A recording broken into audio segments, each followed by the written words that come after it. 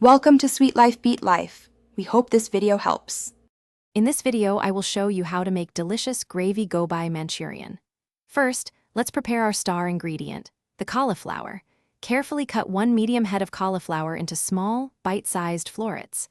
Next, blanch these florets in hot water for about 3 to 5 minutes to soften them slightly. After blanching, drain them thoroughly and pat them completely dry. This step is crucial for achieving a crispy texture later on. Now, let's create the perfect crispy coating. In a bowl, combine 1/2 cup of all-purpose flour with 1/4 cup of cornstarch. Add about 1/2 teaspoon of ginger garlic paste and 1/4 teaspoon of salt for flavor. Mix well with a little water to form a smooth, thick batter. Dip each dried cauliflower floret into this batter, ensuring it's fully coated. Then, deep fry them in hot oil until they turn a beautiful golden brown and are wonderfully crispy.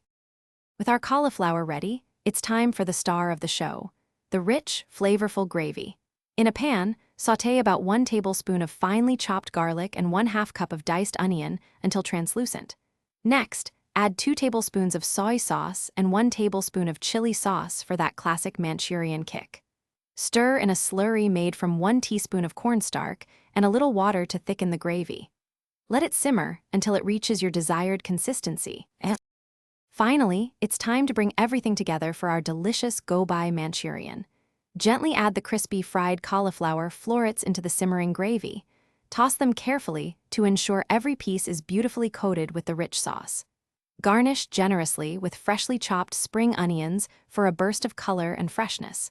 Serve your Gravy Gobi Manchurian hot and enjoy this incredible dish.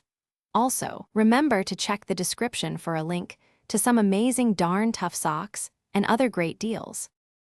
Thanks for watching. Consider subscribing if we helped you.